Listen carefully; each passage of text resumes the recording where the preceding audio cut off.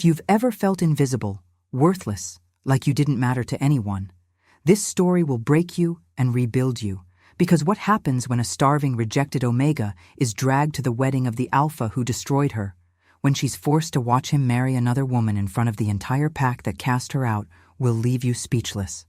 So before we begin, make sure to hit that like button, subscribe if you believe in second chances and redemption, and drop a comment telling me if you've ever felt unseen by someone who should have protected you. Because this Omega's story is about to shatter everything you thought you knew about fate and recognition. The rain fell in sheets against the cracked window of the abandoned servants' quarters where Sarah had been living for the past 3 months. Her body so thin now that her ribs showed through the threadbare dress that hung off her frame like a burial shroud. And as she lay on the rotting floorboards, trying to conserve what little energy she had left, she could hear the sounds of celebration echoing from the main pack house, the place where she once lived, where she once believed she belonged.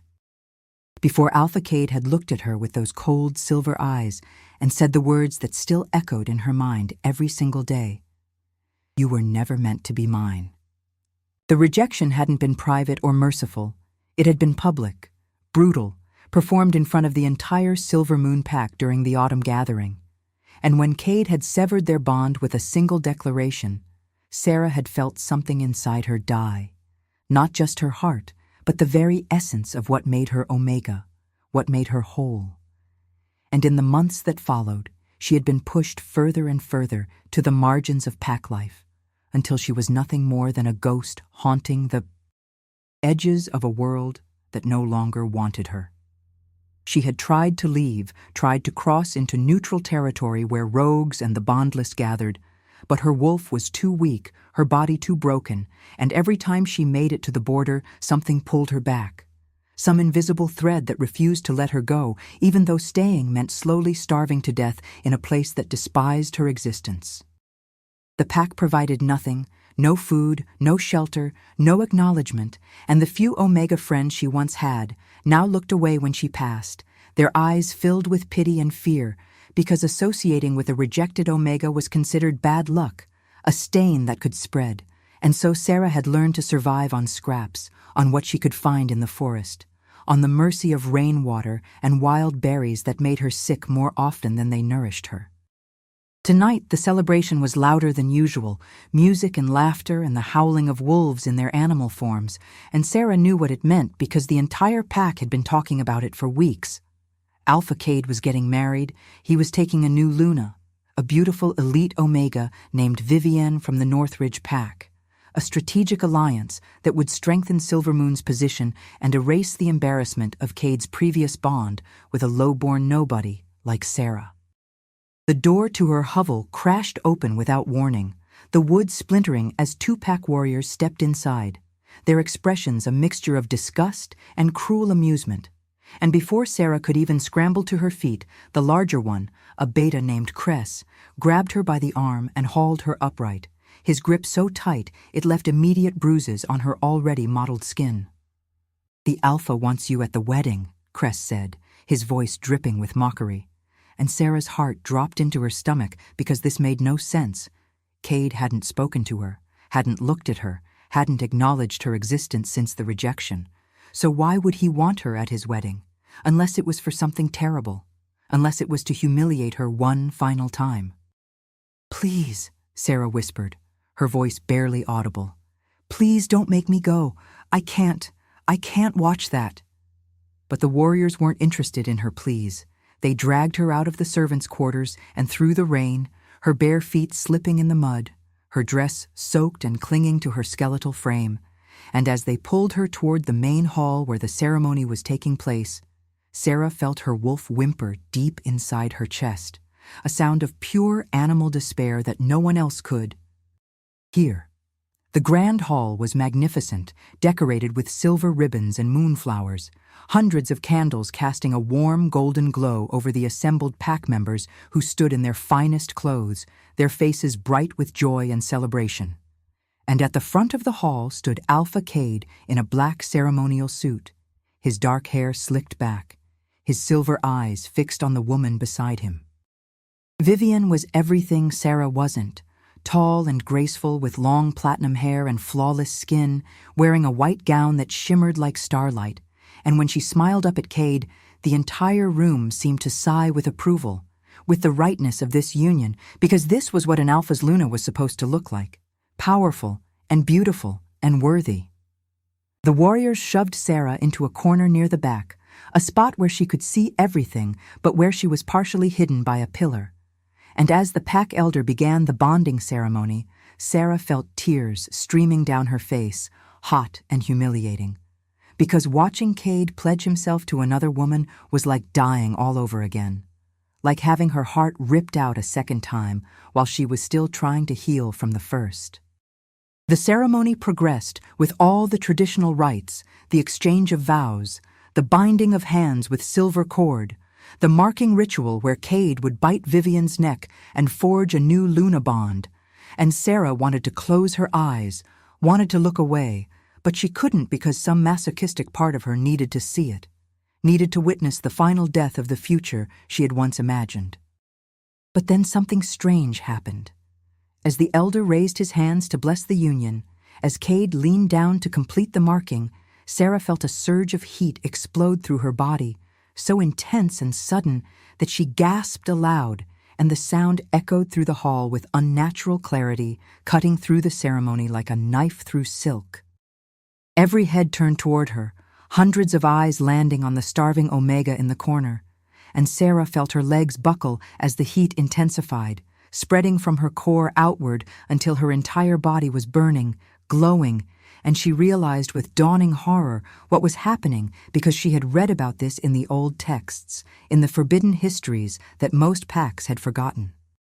The mark of the first Luna, an ancient sign that appeared only once every several generations, a divine revelation that identified the true destined mate of an Alpha bloodline, and a silver light began to emanate from Sarah's skin, as ancient symbols appeared on her arms and chest like tattoos made of moonlight. The entire pack fell silent, even the elder stumbling backward in shock. Cade's face had gone completely pale, his silver eyes wide with something that looked like recognition and terror, and Vivian let out a strangled sound, stepping away from him as if she had been burned. Because what was happening was impossible. Sarah was supposed to be nothing, rejected and broken, but the light pouring from her body was undeniable, the mark of true Luna heritage, the sign that she carried the blood of the first mothers, the original Omegas who had founded the pack system. Itself. "No," Cade whispered, but his voice carried through the silent hall. "No, this can't be real. She was." But he couldn't finish the sentence because the evidence was blazing in front of him, and Sarah could see the exact moment he understood what he had done, the magnitude of his mistake, the cosmic wrongness of rejecting his true destined mate. Sarah wanted to run, wanted to disappear, but her body wouldn't obey her. The power flowing through her had locked her in place, and she could feel something else awakening inside her, something that had been dormant and suppressed, her true Omega nature rising to the surface after months of starvation and rejection, and it was terrifying and exhilarating in equal measure.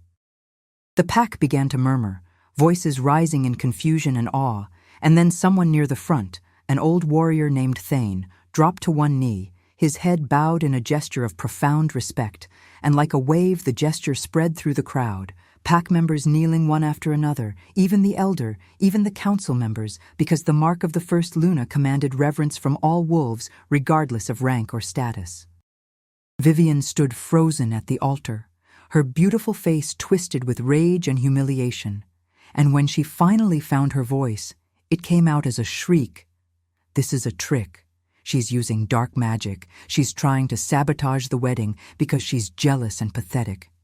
But no one was looking at Vivian anymore. All eyes were on Sarah, on the impossible Omega who had transformed from invisible reject to sacred Luna in the span of seconds.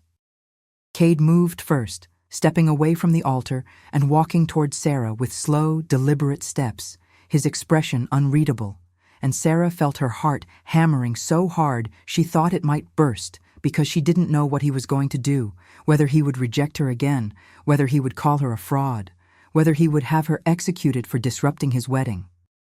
But when he reached her, when he stood close enough that she could see the silver flecks in his eyes, he did something she never expected. He dropped to his knees in front of her, in front of the entire pack, his head bowed in submission, and his voice, when he spoke, was raw with emotion. "I was blind. I was a fool. I rejected the gift the moon gave me because I couldn't see past your station, past your lack of status, and I have spent every day since trying to convince myself I made the right choice. But I knew, deep down, I always knew something was wrong, that severing our bond felt like cutting off my own limb, and now I understand why." The silver light surrounding Sarah began to pulse, responding to Cade's proximity, and she could feel the severed bond between them trying to reforge itself, threads of energy reaching out like desperate fingers, and it hurt. It hurt so much because the bond had been broken violently and the scar tissue was thick, but underneath the pain was something else, a rightness, a sense of two pieces that belonged together, finally starting to align. "You destroyed me," Sarah said, and her voice came out stronger than she expected, amplified by the power coursing through her.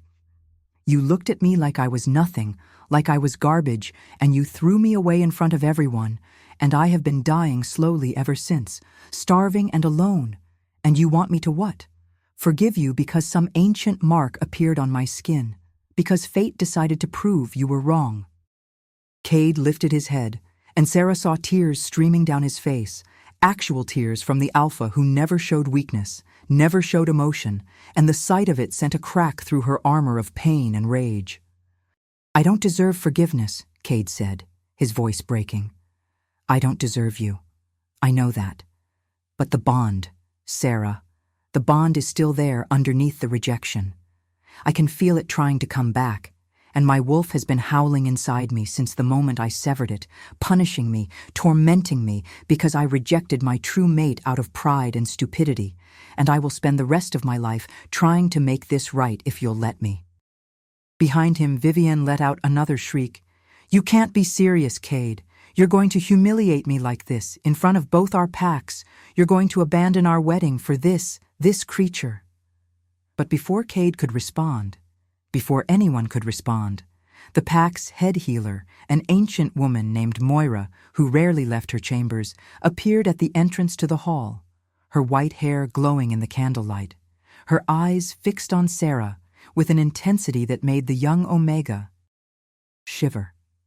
Moira walked through the parted crowd with slow, measured steps, her staff clicking against the stone floor, and when she reached Sarah, she lifted one gnarled hand and placed it over the Omega's heart. And immediately, the silver light flared even brighter, so bright that several pack members had to shield their eyes. "The first Luna walks among us again," Moira said, her voice carrying the weight of prophecy. "The bloodline we thought extinct has returned, and the wolf who rejects her will bring ruin upon his entire pack.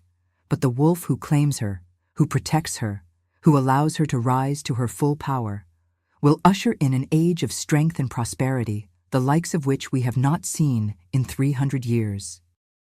The hall erupted in noise, voices shouting questions and exclamations, but Moira raised her hand, and silence fell again. The mark does not lie, the ancestors do not make mistakes, and this Omega, this starving, broken girl you all ignored and cast aside, carries within her the power to either save or destroy Silvermoon, and the choice belongs to her now, not to any alpha. The choice is hers alone." Sarah felt the weight of those words settle over her like a physical thing, the realization that she had power now, real power, not just the power of destiny but the power of choice. And she looked down at Cade, still kneeling before her, at the alpha who had destroyed her, and she felt a war raging inside her chest between the part that still loved him, that had never stopped loving him despite everything, and the part that wanted to watch him suffer the way she had suffered. "Stand up," she said finally, and Cade rose slowly, his eyes never leaving her face, and Sarah took a shaky breath before continuing. "You broke me. You shattered me into so many pieces I didn't think I could ever be put back together, and that doesn't just go away because of a mark or a prophecy, But I can feel the bond, too. I can feel it trying to heal. And my wolf never stopped recognizing you as mate, even after the rejection. Even when I was dying, she still called for you." The tears were flowing freely down her face now, months of suppressed emotion breaking through all at once. And when Cade reached out slowly, tentatively, and placed his hand over hers, she didn't pull away, and the moment their skin made contact, the bond surged, not complete, but stronger, and both of them gasped at the intensity of it. "I will prove myself to you," Cade said, his voice fierce with conviction. "Every day for the rest of our lives, I will prove that you are the only Luna I was ever meant to have, and anyone who tries to harm you, anyone who disrespects you, will answer to me personally, starting right now." He turned to face Vivian, who had gone very pale, her earlier confidence crumbling. "You will return to Northridge and tell your Alpha that Silvermoon apologizes for the confusion. But there will be no alliance through marriage because I have found my true mate, and she is worth more than 1,000 political arrangements." Vivian's face contorted with fury. "You'll regret this, both of you. My pack won't take this insult lightly, and when they come for revenge, when they tear Silvermoon apart, remember that you chose a pathetic, starving Omega over a real alliance." And she turned on her heel and stormed toward the exit, her white dress trailing behind her like a banner of humiliation. The pack watched her go in silence, and then slowly, one by one, they turned back to Sarah. Their expressions transformed from shock to something like reverence, and Sarah realized that her life had just changed completely, irrevocably, in the span of minutes. Cade's beta, a grizzled warrior named Garrett, stepped forward and bowed his head to Sarah. "Luna," he said, the title carrying weight and respect. "The pack is yours to command. We failed you before. We were blind to your true nature, and we ask your forgiveness and pledge our loyalty." The word Luna echoed through the hall, other voices picking it up, chanting it, and Sarah felt overwhelmed, her legs finally giving out.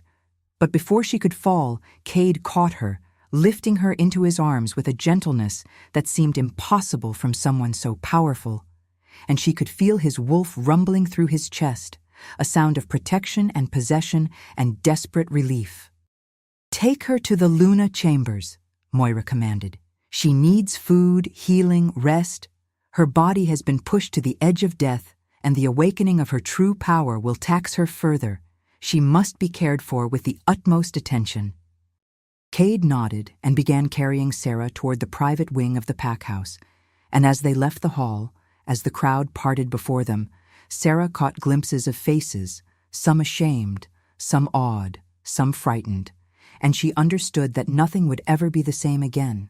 She would never be invisible again, never be cast aside, because the mark on her skin had rewritten her entire existence. The Luna Chambers were enormous and beautiful, with floor-to-ceiling windows overlooking the forest, a massive bed covered in soft furs, and a fireplace already crackling with warmth. And when Cade laid her down carefully on the bed, Sarah finally allowed herself to relax, her body sinking into the softness after months of sleeping on hard floors. "I'll have food brought immediately," Cade said, his hand hovering near her face, as if he wanted to touch her, but wasn't sure if he was allowed. "And Moira will come to examine you, to make sure the awakening didn't cause any internal damage." Sarah caught his hand before he could pull away, her fingers wrapping around his wrist. "Don't leave," she whispered. "I know we have so much to work through. I know you hurt me in ways that can't be fixed overnight. But right now, in this moment, I don't want to be alone. I've been alone for so long." Cade's expression crumbled, and he sank down on the edge of the bed, bringing her hand to his lips and pressing a kiss to her knuckles. "I'm so sorry, Sarah. I am so deeply, profoundly sorry for what I did to you. For every moment you suffered, for every night you went hungry, for every second you felt worthless. Because you were never worthless. You were always meant to be everything, and I was too blind and stupid to see it." The bond between them pulsed with his emotion, with his genuine remorse, and Sarah could feel his wolf reaching out to hers, trying to comfort her, trying to make amends, and her wolf responded with a low, keening sound, a sound of hurt, but also hope. Food arrived quickly, brought by Omegas who kept their eyes downcast in respect, and Cade personally fed Sarah small bites, careful not to overwhelm her shrunken stomach, and with each bite she felt a little more strength returning to her body, a little more clarity to her mind, and she began to process everything that had happened, the magnitude of the transformation she had undergone. "The Northridge pack will retaliate," Sarah said between bites. "Vivian's alpha is known for his pride. He won't let this insult go unanswered." Cade's jaw tightened. "Let them come. If they want war, they'll get war, and every wolf in Silvermoon will fight to protect you, because you're not just my mate anymore. You're a living legend. You carry the blood of the first mothers, and that makes you sacred to every pack that still remembers the old ways." Moira entered then, her presence commanding despite her small stature, and she shooed Cade away from the bed so she could examine Sarah properly, her hands glowing with a soft green healing light as she passed them over the Omega's body. Severe malnutrition, dehydration, several partially healed fractures, signs of long-term physical and emotional trauma. Moira listed clinically, but her eyes were kind. "It's a miracle you survived this long, child. Your body should have given out weeks ago, but your true nature kept you alive. Your wolf knew you had a greater purpose." The healing sessions continued for days, Sarah drifting in and out of consciousness as Moira worked to repair the damage done by months of starvation and neglect.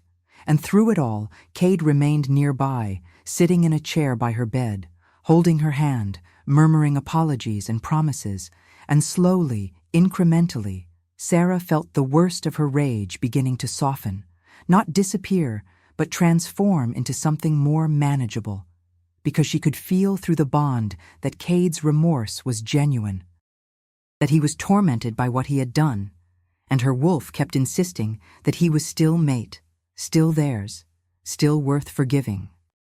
When she was finally strong enough to stand, when the hollowness had left her cheeks and the worst of the bruises had faded, Cade took her to the sacred grove at the heart of Pack territory, a place where the oldest trees grew and moonlight seemed to gather even during the day, and there, in front of Moira and the Council of Elders, he performed a ritual that hadn't been done in centuries, the reclamation ceremony, where an alpha who had wrongly rejected his mate begged for a second chance. The ritual required Cade to bare his throat to Sarah, to place his life literally in her hands, and as she stood over him with a ceremonial blade pressed to his jugular, feeling the pulse of his heartbeat against the silver, she understood the weight of the choice before her.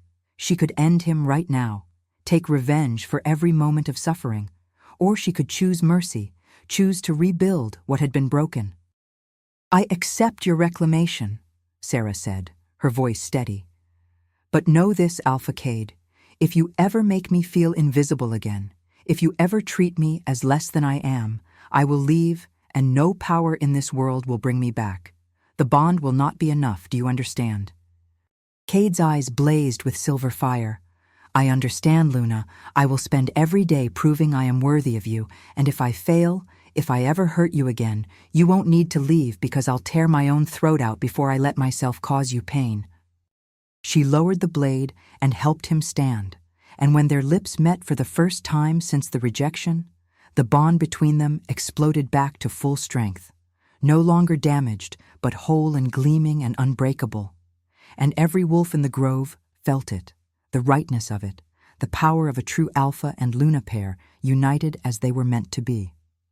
But the peace was short-lived, because 3 weeks after Sarah's awakening, scouts reported an army approaching from the north, Vivian's pack coming to make good on their threat, 500 warriors armed and ready for war, and Cade immediately called the pack to arms, preparing for a battle that could devastate Silvermoon. Sarah stood in the Alpha's office watching preparations, her mind racing, because she knew this war was happening because of her, because she had taken Vivian's place, and she couldn't let innocent wolves die for her sake. There had to be another way. "I'll go to them," Sarah said suddenly, and Cade spun around, his face darkening with fury. "Absolutely not. You're not going anywhere near those wolves. They'll kill you the moment they see you." But Sarah shook her head. "I don't think they will. Not if I go as what I am, as a first Luna. Moira said the old pack still remember the ancient laws, still respect the sacred bloodlines, and if I can make them see that our bonding wasn't an insult but destiny, maybe they'll stand down. The argument that followed was explosive, Cade forbidding her to go, Sarah insisting it was the only way to prevent bloodshed. And finally, Moira intervened. The girl is right, Alpha. A first Luna carries diplomatic immunity under the oldest laws. If she goes to parley under the moon sign, they cannot harm her without bringing a curse upon their entire pack. Let her try to prevent this war, and if she fails, then you fight. So it was decided. Sarah would meet with the Northridge Alpha and Vivian at the border under a flag of truce, with only Cade and 2 guards accompanying her. And as they rode out to the meeting place, a clearing marked by ancient standing stones, Sarah felt her power thrumming just beneath her skin, the mark on her chest glowing faintly through her dress. The Northridge Wolves were already there, an intimidating formation of warriors with Vivian and her alpha father at the center. And when Vivian saw Sarah, she let out a sound of pure hatred. "You dare show your face. You think your little magic trick gives you the right to steal my place, my future." But before Sarah could respond, Vivian's father, Alpha Marcus, held up his hand, his weathered face troubled. "Is it true? Are you truly marked by the first Luna? Show me the sign." Sarah pulled aside the collar of her dress, revealing the silver symbols etched into her skin, and Alpha Marcus's eyes widened, and then, to Vivian's absolute horror, he dropped to one knee, his head bowed. "First Mother, preserve us. I did not know. I thought this was a political insult, a broken contract. But if you carry the sacred mark, then there was no choice. Destiny cannot be denied." Vivian shrieked in outrage. "Father, what are you doing? She's nothing. She's a lying fraud." But Marcus silenced her with a sharp gesture. "You will show respect, daughter, or you will bring shame on our entire pack. This is not a game. This is not about your wounded pride. This is about the ancient laws that govern all wolves, and those laws are clear. A first Luna's claim supersedes all other bonds, all other contracts. She was always meant to be Silvermoon's Luna, and we have no right to interfere." The army behind Marcus began to murmur, weapons lowering, and Vivian looked around wildly as she realized she was losing. Her father wouldn't support her vengeance. Her pack wouldn't fight for her wounded ego. "You're pathetic, all of you," Vivian spat, bowing and scraping to some starving Omega just because she has a few glowing tattoos. "This is weakness." But no one was listening to her anymore. Marcus had already turned to Cade. "Alpha of Silvermoon, on behalf of Northridge, I apologize for our aggression. We came here under false assumptions, and we will withdraw immediately. There will be no war today." Cade inclined his head in respect. "Your honor is appreciated, Alpha Marcus, and Silvermoon will remember that Northridge chose wisdom over pride." As the Northridge army began to withdraw, Vivian stood alone in the clearing, her beautiful face twisted with bitterness, and she looked at Sarah with such venom that it made the Omega shiver. "This isn't over, Luna. You may have won today, but there are other ways to destroy someone, and I will find them. I promise you that." The threat hung in the air as Vivian turned and followed her pack back north, and Cade immediately moved to Sarah's side, his arm wrapping around her protectively. "She's dangerous. She won't let this go. We need to be careful." But Sarah felt strangely calm, because for the first time in her life she wasn't afraid. She had power now, real power, and more importantly, she had a pack that would stand behind her, an alpha who would die to protect her, and a destiny that no amount of bitterness or jealousy could undo. They returned to Silvermoon as heroes, the pack celebrating their Luna who had prevented a war with nothing but her presence and her sacred bloodline. And in the weeks that followed, Sarah began to truly step into her role, learning the politics of pack leadership, forming bonds with the other Omegas who now looked to her as a symbol of hope, and slowly healing the deep wounds left by her rejection and suffering. One evening, 3 months after her awakening, Sarah stood on the balcony of the Luna Chambers, watching the full moon rise over the forest, and she felt Cade's arms slide around her waist from behind, his chin resting on her shoulder, and the bond between them hummed with contentment, with love that had been tested and proven strong enough to survive even the worst mistakes. "Do you ever think about how different things could have been?" Cade murmured. "If I had recognized you from the beginning, if I hadn't been so blind." Sarah leaned back against him. "I think about it sometimes, but I also think maybe this is how it was supposed to happen. Maybe I needed to be broken down completely so I could be rebuilt into who I was always meant to be. Maybe you needed to lose me so you could understand what you had." Cade pressed a kiss to her temple. "I will never take you for granted again, Luna. Every morning I wake up grateful that you gave me a second chance, that you were strong enough to forgive me when I didn't deserve it." She turned in his arms, looking up into those silver eyes that had once looked at her with such coldness but now burned with devotion and love. "We're not perfect, Cade. We're going to fight and disagree and hurt each other sometimes. But as long as we remember this moment, remember what it cost to get here, I think we'll be okay."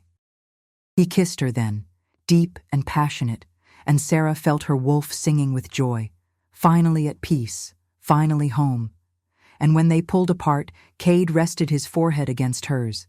"I love you, Sarah, my Luna, my mate, my everything, and I will spend the rest of my life making sure you never doubt that again." The moon shone down on them like a blessing, like a promise from the ancient mothers who had marked Sarah as their chosen daughter, and in that moment, she knew with absolute certainty that she had not just survived her rejection, she had transcended it, transformed from invisible Omega into legendary Luna, and her story would be told for generations to come as proof that sometimes the most broken souls are destined for the greatest glory, that what appears to be an ending can actually be the most powerful beginning, and that true love, real destined love, cannot be denied no matter how hard anyone tries to destroy it, because fate always finds a way to make the pieces fit, even when they've been shattered into dust and remade into something stronger than they ever were before.